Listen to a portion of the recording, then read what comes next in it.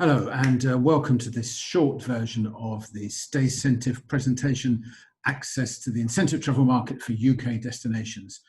This is an initiative that we launched 18 months ago, before COVID-19 hit, and which has now become more relevant than ever. Staycentive, these are staycations for businesses, business tourism, and for corporate travellers. And this is a short presentation on how this can work. So incentive travel we're based on. So what is incentive travel? Incentive travel programs are designed to inspire, motivate, reward, and recognize. And they are aimed at participants, staff, dealers, distributors, clients, or consumers. And they are part of a marketing plan designed to sell more of a client's products and services. They use these to sell products and services to incentivize salespeople, to improve productivity, to build teams, very often to effect change management, to nurture relationships, and to impart brand messages. And in order to encompass all of these things, this is why an incentive program that pulls people together into one place, or in these days with hybrid meetings in a couple of different places, to promote a business, promote its brands, and promote the brand messages it wants to get across in a way that you can't simply do in other ways. So what are the trends in the last 10 years? These are relevant. So significant trends we've noticed. Just so you know, we are part of TCE Group, which is a leading UK DMC. Since 2003, we have brought in hundreds of incentive travel groups from internationally around the world, from 40 different countries, from Australia to Brazil to the USA to Singapore, China, Israel, India, and all over Europe. 21 different European countries. And the trends we've seen are more long-haul groups coming in from Asia and South America in particular. And this has an effect that they stay longer. Because they stay longer, there are a lot more opportunities for destinations outside of London to have part of that business. And there are higher proportions of female delegates. Now, we see this in the UK, where there are a lot more women now working in sales than would have been in the past. So 10 years ago, a typical incentive program would have been 90% men. The last two large ones that we did were actually 70% women, and these were in the finance sector. So that's true across all sectors. So these actually offer opportunities to UK destinations just on their own without the current situation to contend with. So the benefits to suppliers and partners, why would a destination really want to go looking for incentive travel business? Well, the benefits include early booking. Obviously, leisure travelers, and particularly these days, are booking very, very late. For incentive travel booking, that will be typically booked 3 months in advance, 6 months in advance, even a year in advance. And in some cases, we've had them booked 2 years in advance. But at this time, an average advance booking would be around 6 to 9 months. Now, obviously, that makes it a lot easier to plan. It makes it a lot easier to staff, and it makes it a lot easier, cash flow improved, it makes it a lot easier to manage businesses. Because these are groups, there are low cost of sales. You know, to get 100 people in, that's 50 couples, that's one group instead of 50 different sales, as it would be if it were leisure travelers. So there is a relatively low cost of sales associated with these. High revenue, you know, they are bigger spenders because they're spending somebody else's money. Not only that, normally the incentive organizer is in control of the whole budget for that event. So yeah, they'll spend a lot more money than the revenue, and then they have different requirements for that, but they are prepared to pay for it. This is primarily shoulder and low season business, giving it even greater value, of course. The busiest months for travel would be May, June, April even, and September, October, definitely outside of school holidays. There's very little incentive travel business happening during the school holidays. So that is another advantage, another benefit there. Midweek business is another one. This isn't just weekends, so it's not just shoulder and low season weekend business. A lot of this will be midweek business too. As far as the destination itself is concerned, this benefits a wide range of suppliers and partners, this kind of business.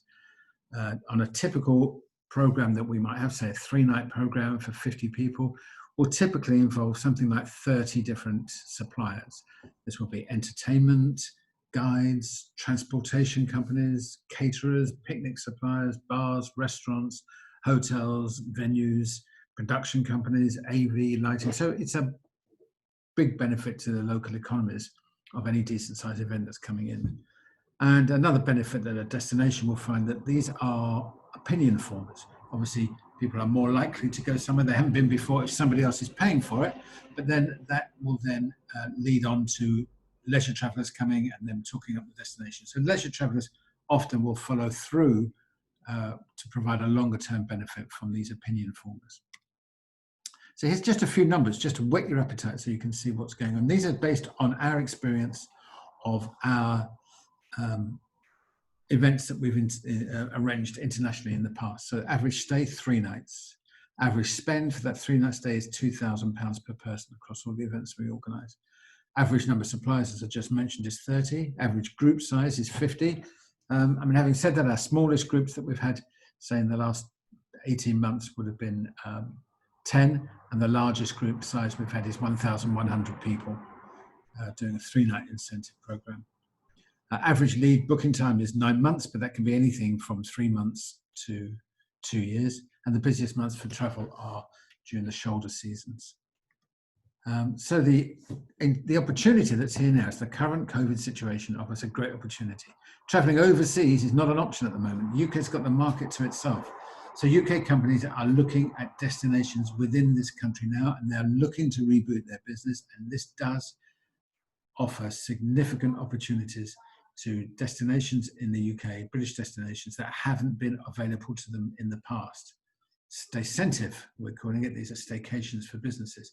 And of course, having established this market, having an understanding of this market, there will be, as things come back, opportunities for destinations that are now au fait with how it works for the future when international business comes back as well. So why would UK businesses be looking to choose UK destinations right now? Number one reason, of course, is cost. You take out flights from a program and you save 30% of the overall budget. Safety and security. Of course, we feel safe in our own country. It is a secure place. And we know how COVID works here. Nobody's going to suddenly say you've got to quarantine. So safety and security are things that we are very comfortable with here. Time, because again, we haven't got travel days either end. When people are coming to a UK destination, you can shorten the length of the program because you're not traveling. That means you've got more budget to spend as well, and it means that you get better delegates. People are more likely to want to give up their time for an event where they're not spending 2 days traveling in an airport and so forth. One of the reasons we chose this 18 months ago was the environmental issues here. We know that big brands are getting very nervous about the polluting that aircraft travel causes. So there are strong environmental benefits to not jumping on planes in large numbers and flying around the world for people to host their incentives, but having them in the UK instead. Family inclusive is an important one because, again, if you're in the UK and there aren't flights to pay for, then families can be included. Typically, this will be Thursday, Friday, maybe some meetings and some individual stuff and team building, and then families join in at the weekend. We have seen a big increase in the number of female delegates, so they, again, are uncomfortable being several hours flight away from their families if one of the kids get ill or so forth. So, that's an important point, an important benefit that choosing the UK can offer. Branding is another one. We're in our own country, we're more familiar with things. We can involve more of agencies, the ad agencies and people's creative agencies. We can use the branding.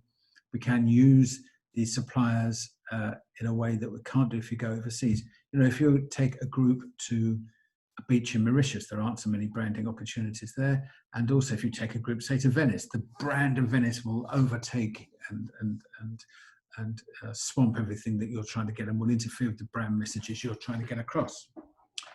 Relevance, these aren't holidays, as we said before. So the prime reasons, such as change management, for example, that's not easy to express on a trip to Mauritius. Again, so I'm sitting on a beach, whereas it's very much easier to demonstrate in Liverpool, as the picture is here, or in Manchester, where we're good at this kind of thing. Number 8, there is the range of sports and social events, from the Grand National at Aintree to the Derby to the British Open, which goes across the country, to the British Grand Prix at Silverstone. to Wimbledon. There are lots of events taking place across the UK, sports, social, cultural events around which we can build fantastic programs and that have a very strong identity for people to leverage.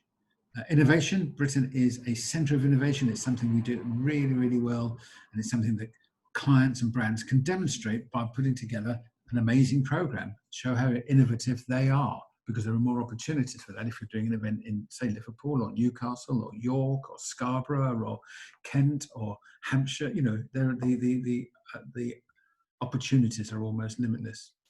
And number 10, this is another important thing. The brands are seen to be supporting the UK economy. This is very important to all of us. And there's another reason, an imperative almost, for brands to choose UK for their destination rather than taking it overseas. And there are other things. Corporate social responsibility programs are much easier to, or much you say easier, they can be a lot more effective if they're held in the UK. You know, we have seen clients in the past taking groups, their incentive programs to Africa and building a school and so forth, which is great, but then they don't leave any money behind to staff that school. Whereas if corporate social responsibility programs taking place in the UK can involve their staff in a much more hands-on way over a long period of time and really develop a relationship. A lot of this is about developing longer-term relationships that are more difficult to do if you're overseas.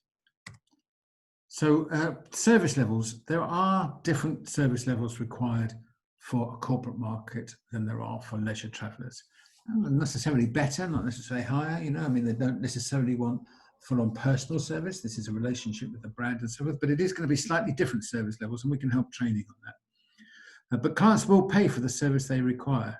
And, you know, it's important not to be put off by this. We did a group to Cornwall not long ago, and the client didn't like the colour of the cushions in the hotel, in the reception area. So they asked if they could change them. And the hotel pushed back a bit on this. There's nothing wrong with their cushions, but it didn't really matter. You know, they paid for new cushions, they paid to have them changed, and that's what they wanted. Then that's what we did in the end. So supplier training may very well be required in some areas, and it would be awkward not to do that. Clients' brand values. This is part of the service level. We have to show the client's brand values. We have to demonstrate, because that's the point. You know, these events are there to enhance the brand value of the client, not of the venue or the hotel or the destination, really. Specialist services will be required, and these again we bring in that there are AV production, all sorts of things that catering that may not be normally done on a corporate level, such as an incentive that needs doing. So those things are things where we help and support. Multi-suppliers, as I mentioned, there'll be lots of suppliers, so budget management becomes much more complicated. Putting the program together, this goes to number 7 now, understanding where each venue supplier fits into the program so the programs are tight. Because typically, again, you know, from the moment that people arrive to the moment they leave, every minute of their day we will be planning, will have been paid for by the client. Every drink they have will be there and part of it. And number 8, the important thing is to understand the client's objectives. And this goes back, it's not to give people a great holiday, it's to help them sell more stuff. So we have to put together aspirational programs that will motivate people. We have to show that they're rewarding people that have done well. So we have to understand all the way along what the client's objectives are. So there are different kinds of service levels. Once you know them, they're fairly straightforward, but we have to be aware of, and we can help with training and so forth on that. Routes to market for this are through third-party relationships, through agency network. Obviously, where there are 30 suppliers on average involved, no one venue hotel is likely to provide a full-on solution to this, a complete solution. There will be lots of other people in that, so that means managing. So third-party relationship through event agencies, they will be putting these programs together with our help. Direct into the corporates through digital marketing, a joined-up approach with local suppliers and partners. Everyone is working together, and of course through PR. So it's not so much advertising on these cases. This is much more sort of marketing, Marcom's ways of doing it. So the assistance advice that's available to destinations through Staycentives, TCE Group and other partners are in-depth audit of the market position there in relation to this particular market, identification of target markets and target clients, some training seminars live and online for staff and partner suppliers, and assistance in creating a marketing plan and providing case studies and briefing sessions with the marketing agencies with insights to the market. And then this goes down to things like creating sample programs, because a program, an incentive has to be a program. They're not, we'll do this today, we'll do that tomorrow. One has to lead to the other. There has to be a story, a narrative normally to these things. It has to be something that people can explain in one sentence. Anybody's interested, we can send you some sample ideas of the way this has worked with international clients and some UK clients, and why will certainly work across the board. But there's a lot of help, but they need to just invest a bit of time in this to make sure that everybody's on board with it all and understands what the opportunities are and how to take advantage of them. That's it. So as I say, TCE Group's been organising incentive travel programs in the UK for international clients since 2003.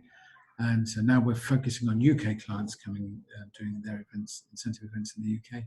And any help, any questions, just any comments you have, staycentive.co.uk is our website. You can contact us through there. info@staycentive.co.uk is the email address. But staycentive.co.uk, the website, and the phone numbers are on there. Thanks very much for your time, and we hope to catch up with you soon. Thanks. Bye.